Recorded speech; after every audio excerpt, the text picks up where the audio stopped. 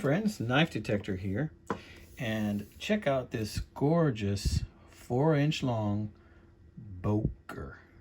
Now, the tank stamp on this Boker puts it, I believe, from 1946 to 1963. And if you notice, the bolsters have the fluted bolsters right here. And a while back on my trip to Fredericksburg, I picked up a John Primble. And I know some John Primble knives were made by Camilla, some were made by Boker, but it had pretty much the same fluted bolsters as this one. And that's what drew me to that knife. I just really like the look of these slanted, fluted bolsters. And that's what really drew me to this knife. And then the red bone. And I think it's bread bone. I think it's red bone. I don't know if you'd call this a whiskey bone or a red bone. It's kind of in the middle of both, brown and red. I'm sure age has a lot to do with the color of this bone and what it turns. But when I saw this knife on eBay for 25 bucks, actually it was a bidding auction. So I got it for 25 bucks. I couldn't believe it. You know, that's what I maxed out at, and I got it. And I was really happy about that because now I feel like I can carry that knife that I really liked that I found in Fredericksburg, but I can carry it complete with all 3 blades. Let me show you that knife I got at Fredericksburg again so you can get an idea what I'm talking about.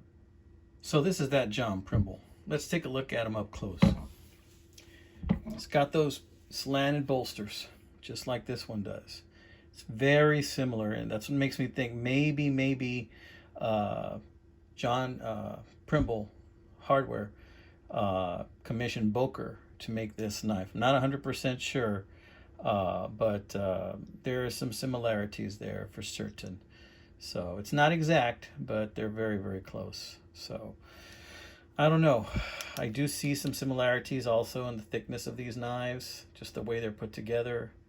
So because of that, I tend to lean towards that. But I really like this style. To me, it's just the right amount of thickness, the right length.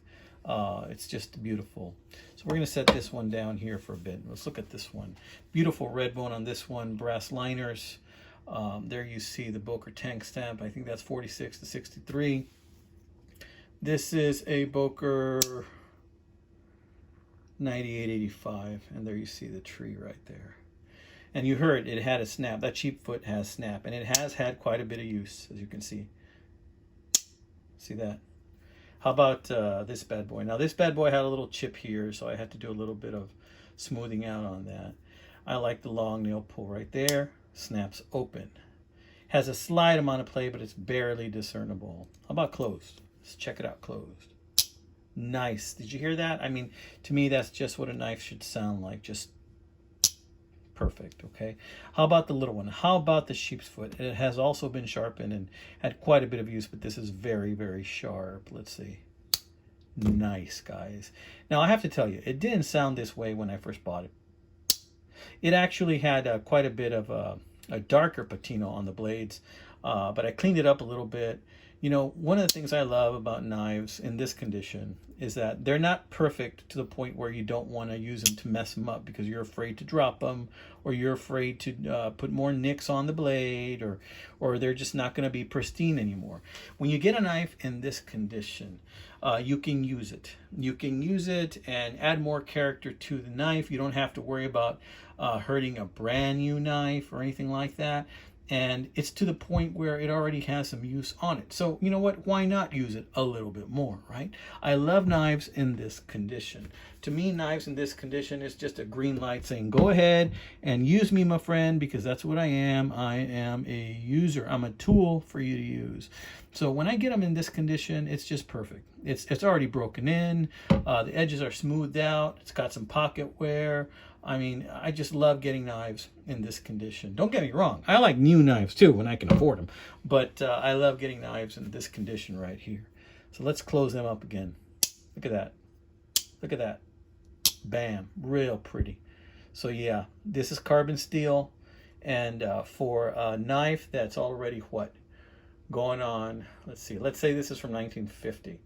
So let's say 70 some years old or something like that, even though it's 46 to 63.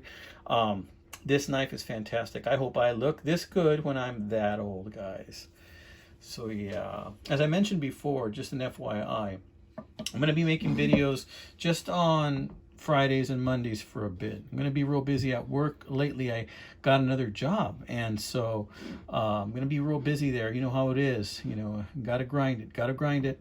Got to make those bucks, right? So I'm going to be real busy at work, and I'm going to go ahead and I'm going to make videos on Mondays and Fridays. This is when my videos are going to come out. But I wanted to also mention a huge thank you to Gizmo Car. You know, wouldn't you believe it? You know, Gizmo Car, he won that raffle, and I sent him some knives. I sent him the one that he picked from the choices that I gave, but I also went ahead and I sent him a few more knives, more than the ones that I showed I was going to send him. I sent him another couple. And Gizmo, being the kind of guy that he is, a real generous man, he went ahead and he purchased a knife for me from the A.G. Russell website, guys. So I was flattered to no end by that beautiful gesture. That video is up and coming, where I'm going to show you what he sent me. I never have one of those knives before, or one of those styles of knives, but I will be using it, and I had been coveting that for a while. I just hadn't bought one for myself yet, and I will be using it. So that's going to be up and coming, and probably not this week, but likely next week or the week after. I'm still doing my video series on Stockmans, guys, in case you haven't noticed. So I'm going to run out with my Stockman knife video series.